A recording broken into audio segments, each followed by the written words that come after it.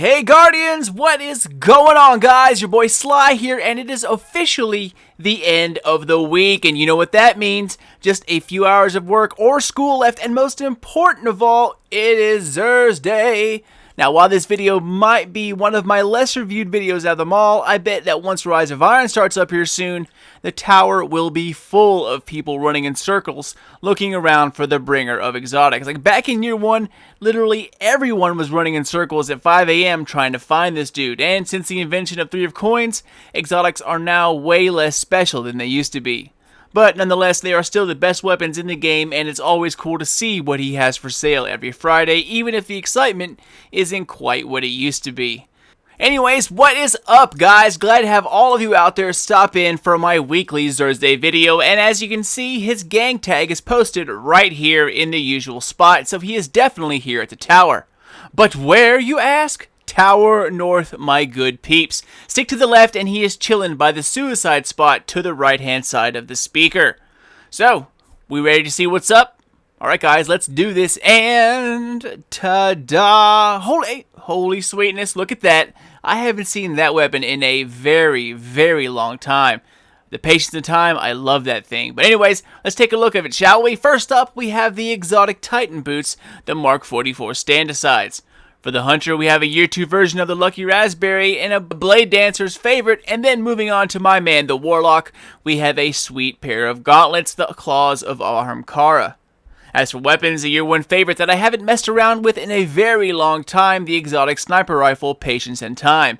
This weapon is seriously fun, and since we have a weapon this weekend, there will be no useful engrams to mention, only a Year 1 legacy helmet engram, but remember, this will give you access to a Year 1 exotic at Year 1 levels only. Moving on to curios, we have the 2 Sparrow upgrades, the Blue Plasma Drive and the Purple Void Drive. Then we have the usual 3 packs of Heavy Synth, the 5-pack 3 of coins, the amazingly underused Glass Needles, and then the worst idea in Destiny down here at the bottom. Alright, well let's take a look at some of these specs, starting off with the Titan boots, the Mark 44 stand-asides.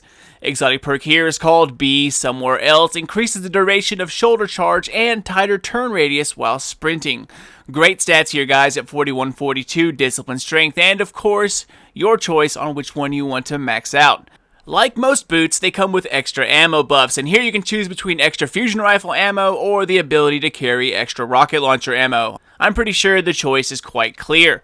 Finally, exotic boots have agility perks attached to them at the end, and here we have Arc Double Down, increased agility after an Arc double kill. The Striker Titan has come to the forefront here recently. As every other subclass is being nerfed into the dirt, the community has its sight set on Strikers next, and at its core is a maneuver called Shoulder Charge, and this exotic helps you kill more with it. Most of the time, Shoulder Charge runs out like right before you're about to press the melee button. With these, it doesn't quite double the length, but it's pretty damn close. You can run and jump forever with Shoulder Charge activated when wearing these things. Its tighter turn radius allows for aggressive maneuvers to try to outplay shotgunners and move in for the kill. If you're a Shoulder Charge aficionado, then these will help you be more of that guy. Next, let's move on to the Hunter and check out a Year 1 favorite back in Year 2, the Lucky Raspberry. Exotic perk is called Make Your Luck. Arc Bolt Grenade chains further, and you spawn with full grenade energy. Another great stat setup here with 48-42 Intellect Discipline, and I would go Discipline all the way for this beast. Chest pieces also include extra ammo perks, and here you can choose between extra Scout Rifle ammo or extra Shotgun ammo. Finally, the last row deals with damage mitigation and recovery, and here you can choose between Solar Recovery or Arc Armor. Extra armor while using an Arc subclass. This was my go-to in Year 1, and I use these just like Warlocks use their Firebolt grenades to weaken the enemy and gain yourself an advantage against a head-up opponent. With the chaining of lightning going further, the chance to hit multiple enemies increases a lot. This also helps your team out by making the time to kill much faster, because usually they'll at least lose their shields and a little bit of health when this chains. Arc bolts seek out their target, so it doesn't need to be thrown with great accuracy, and that's why this is such a great piece. It's an instant advantage as long as it hits. Now, is this better than the Tarantella or the Mask of the Third Man? That's questionable, but nonetheless, it does work very well. Alright, moving on to our last piece of armor for the weekend, we have the exotic Warlock gauntlets called the Claws of Ahamkara. Exotic perk here is called the Whispers. Gain an additional charge for all Warlock charged melees. 56 all strength, and that is super low for a single stat. It kinda sucks because this setup is pretty much perfect for the same talent. First row of perks, we have Snap Discharge, increased melee attack speed, and then Momentum Transfer, gain bonus melee energy on grenade hits. Now, as with most gauntlets, the last row enables faster reloads, and here you can choose between faster reload of auto rifles or faster reload of rocket launchers. These gauntlets aren't used very much at all, but they are pretty damn powerful. When used on Stormcallers, you can build up 2 long-range melees back to back. More so than that, you can also use this for double flame shields if you ever get into a hairy situation up close. The key is to not use your melee a lot until you absolutely need it, allowing these two to charge back to back. Once you get the hang of it and start using double melees to your advantage, it is quite the game changer. Being able to have double shields or double long-range melees is pretty OP.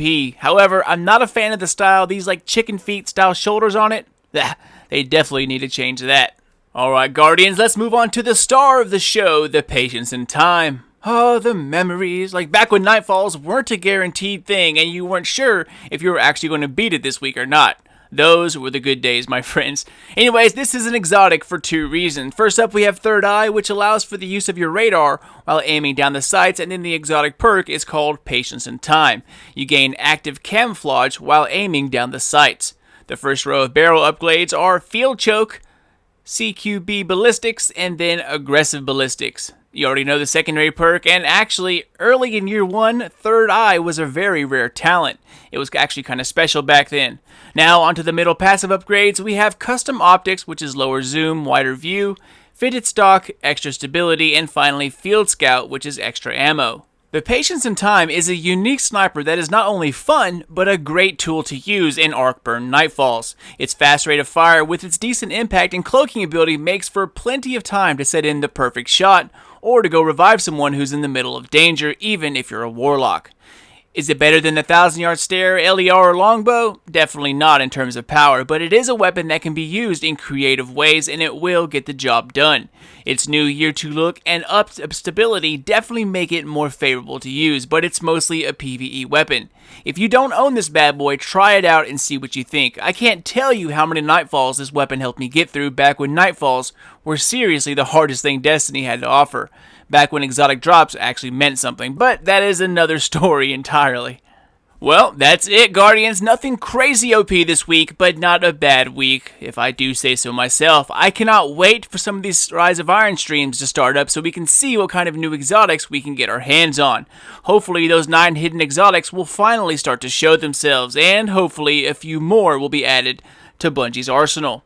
Anyway, Guardians, I am out of here. As always, thank you guys so much for watching and for supporting the smaller YouTuber.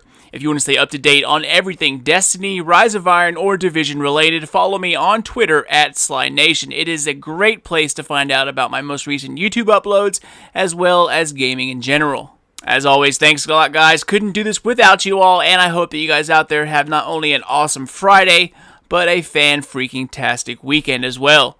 Keep an eye out for more Sly Nation vids due to drop soon, but until then, this is your boy Sly. Done, gone, out. Ammo inbound. Zone B secure.